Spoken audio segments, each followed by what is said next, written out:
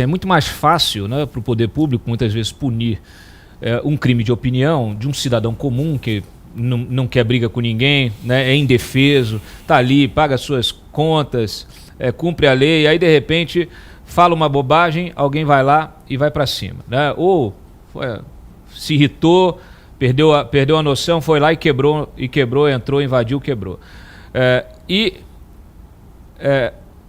É muito mais difícil você ver esse mesmo Estado punindo criminoso de verdade, criminoso que pega em arma, que explode bomba, que metralha polícia, que mata policial, que mata o cidadão, né? A gente vai falar sobre isso hoje porque o senhor é o autor de um PL que equipara o crime organizado ao terrorismo. E eu achei fantástica a ideia, inclusive quando eu vi o discurso do Trump, que vai nessa mesma linha, eu falei, é o único jeito da gente começar a instrumentalizar o Estado, porque não se trata só de uma questão mais de segurança pública. Isso já virou uma questão de soberania nacional. Não tenho dúvida. Eu acho que hoje nós somos reféns, em algumas regiões do país, do crime organizado.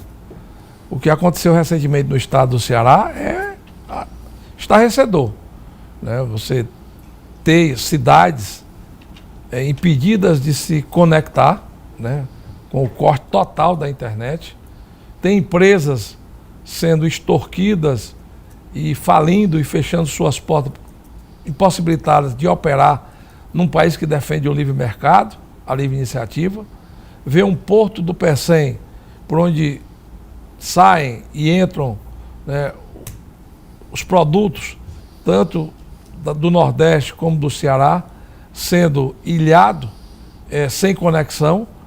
E como é que você pode movimentar cargas no mundo de hoje? Como é que você pode, inclusive, comercializar produtos sem ter a internet? A internet que é vital até para as pessoas, porque os pagamentos do Pix é na internet, porque até para você fazer uma prova de vida na Previdência, você faz pela internet.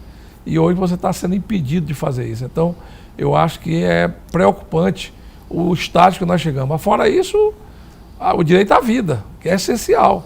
As pessoas estão matando, né? Todo dia tem cenas horripilantes de crimes bárbaros no estado do Ceará. No último sábado, na cidade de Irauçuba, um comerciante, no seu estabelecimento, foi assassinado por marginais, né? Ontem, a gente viu um velório em que o morto estava lá no caixão e foi incendiado numa provocação, numa briga de disputa de gangues, de facções, querendo demonstrar força em cima da outra, numa cena dantesca, né, com relação a como é tratada a vida dos seres humanos na atual brutalidade. Nós estamos indo para uma barbárie, né? O número, inclusive, de latrocínios, o número de homicídios tem crescido abruptamente, né? E a população reagindo das formas mais diversas possíveis. Então, inclusive, também que aumentou o número de lixamentos, porque a população não vê mais o Estado, a polícia ali defendendo, e muitas vezes naquele momento ali, né, se socorre para fazer responder uma violência com outra violência. Então, se a gente quer o Estado democrático de direito, né, as garantias da democracia, o fortalecimento das instituições de Estado, a gente precisa agora defendê-las. E para defender você precisa de uma ação mais enérgica, você precisa de uma resposta mais rápida, porque não pode continuar aquela máxima da polícia prende e a justiça solta, como também não pode a justiça dizer que a polícia prende mal.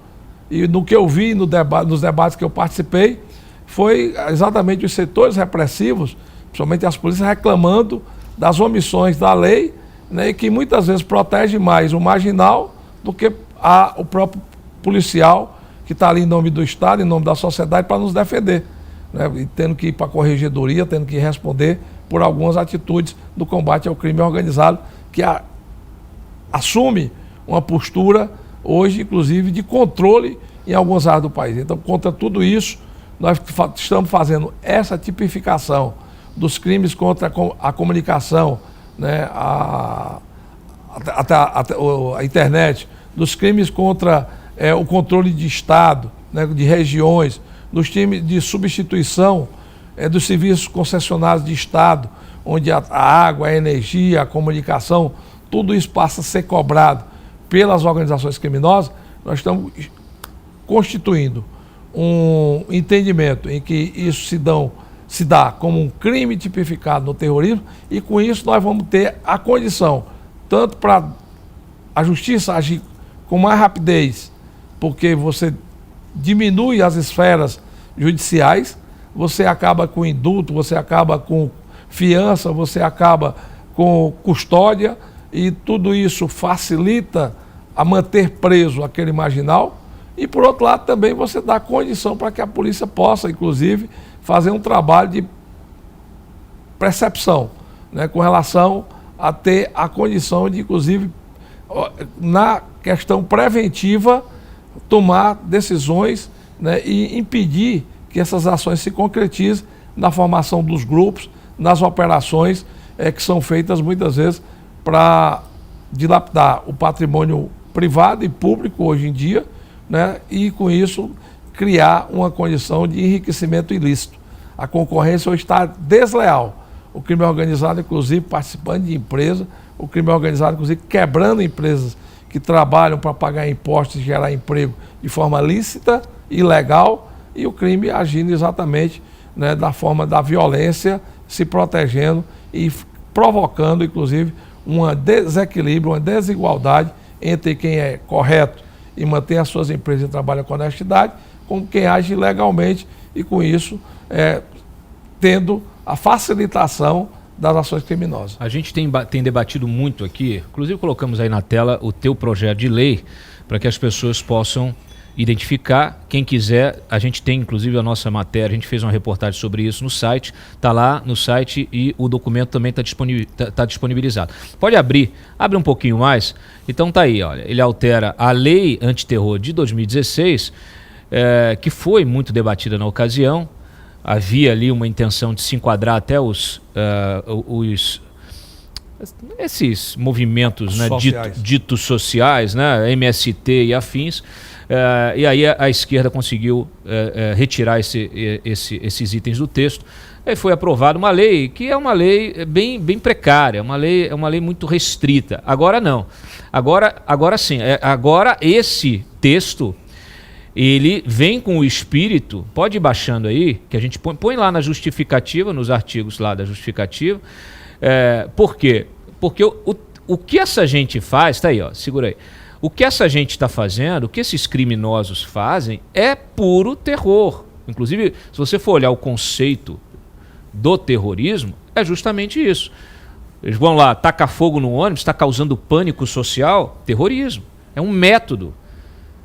Então, o terrorismo ele é uma forma de crime. É um método para se atingir um objetivo. Ele pode ter um objetivo político, ele pode ter um objetivo econômico, ele pode ser as duas coisas ao mesmo tempo, que é o que eu estou entendendo, que me parece que é o que está acontecendo. Porque quando o PCC começa a comprar refinaria de petróleo, começa a comprar poste de combustível, começa a comprar imóveis, começa a comprar van, ônibus, linhas de ônibus. Quer dizer, ele vai entrando na economia, vai ocupando o espaço da economia formal, só que ele consegue com a sua atividade ilícita, ele consegue tornar a atividade ilícita mais agressiva do ponto de vista econômico. Ele faz o dumping, né? Inclusive com valores e tal. Quando você vê um posto está com preço muito abaixo do combustível, pode ter certeza que tem alguma coisa errada. Então isso quebra os setores formais da economia e ele avança. Aí ele compra o concorrente. Daqui a pouco você tem um Estado totalmente dominado, um narcos